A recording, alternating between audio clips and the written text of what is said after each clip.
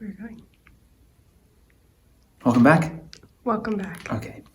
I realized that I rushed through something in the last video and want to unpack it more.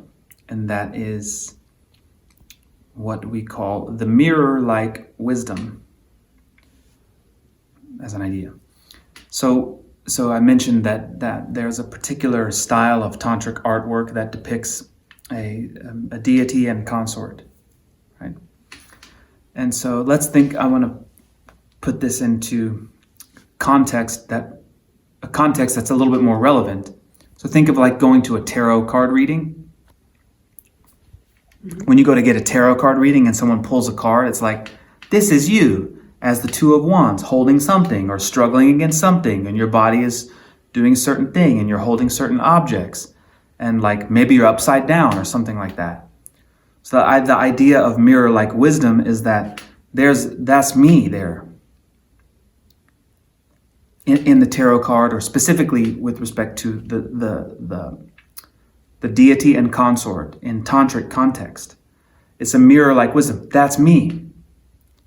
I'm not just the masculine or feminine entity, or I'm not just the meditational, the objects. I'm not just the scene. The entire thing is the mirror-like wisdom representing me in a certain way. Now, within that, now I'm talking specifically about a deity and consort representation. When you look in the mirror, when I look in the mirror, I see myself reflected. I see the front of myself reflected back to me. I don't see the back of myself in a mirror. So in mirror-like wisdom, in the attempt to depict mirror-like wisdom, we're shown something about what the experience of non-dual bliss really is, where they're trying to point it to that so we can properly interpret our ethical movement through time as well. Because this is interesting. So when I look at a depiction of a deity and consort, whether the deity facing me is masculine or feminine, or it doesn't matter. One of them is facing me and the other one is not. So what it means is that in the moment of aha, there's one that I'm facing myself in a way. So there's a sense of self there. But there's also the opposite of that there. There's I'm looking forward into the mirror and I'm seeing the backside, which is like a opposite or a negation or some type of reversal or reflection, or if you follow what I'm saying. So a sense of self is there, but it's also not there. That's what they're trying to say. Meaning sense of self is there, but everything else is there too. If you follow what I'm saying.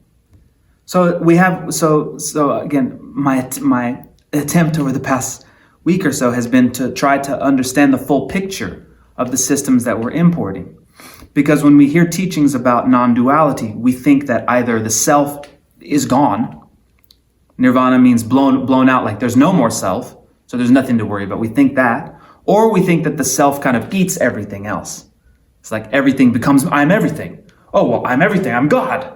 And that means I should shape the wall with my mind. Or I shape the floor because the floor is just emptiness and I can project it to become lapis-colored goddesses running, you know what I mean? Like that's not what it means. It means that there's a sense of self there, and there's a sense of total selflessness also there. And both of them are there. And not one is eating the other. One of them disappearing, eating the other. That's why it's inconceivable to express. They're trying to express it in artwork. You follow? But think of a marriage, and this is, I think this kind of gets to the point of why I said the ethical, the behavioral adjustment models that are associated with various religions are all derived from the direct experience of the non-dual reality, whether that we call that God in an esoteric Christian way, whether we call that becoming Christ and experiencing God, or we have other teachings about non-dualism, or whatever that means, you follow, or ultimate reality as some type of merging blissful thing.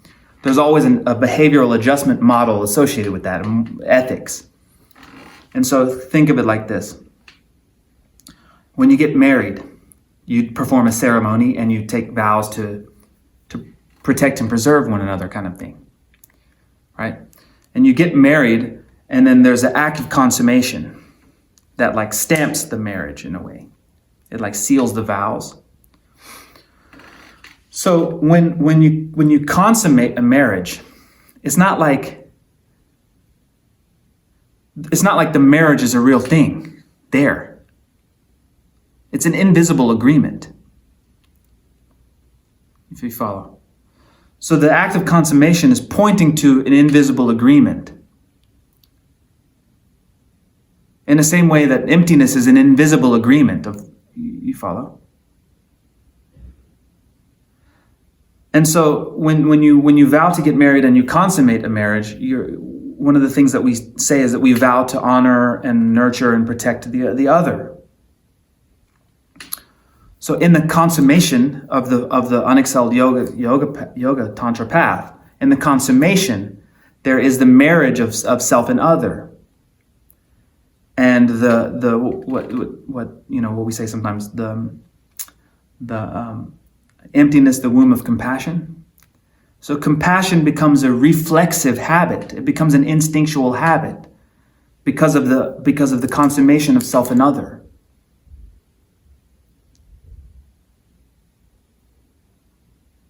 And so all of the ethical systems that trail any type of religious development come out of the experience of consummation of self and other, which is ultimately it's inexpressible. But my point is that when anyone looks at a tantric artwork that involves a deity and consort, what it's trying to express is that the way to interpret non-duality isn't that some thing that I call myself goes away. And it's also not that something that I call myself becomes everything else. It's both of those things. That's why I call it self-other inclusive. It's inclusivity. You're there, but so is everything else. You're blissful.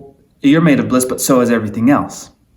Everything's related to you in a way. And I use the finger example. It's like if you were to know with the same amount of visceral understanding that otherness is a part of you, like your finger is, well then instinctually you would work to protect the finger and or develop it so it could express more beautiful things. If you follow what I'm saying. So that's why I was saying, the Buddha, it's not like Buddhas transcend something. Is there nothing to transcend?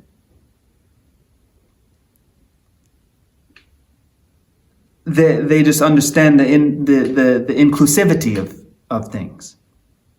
And they transcend the self-habit that thinks it isn't an inclusive self. And then because of that consummation of self and other, then there develops the compassionate, reflexive activity. It's just a habit to be compassionate at that point.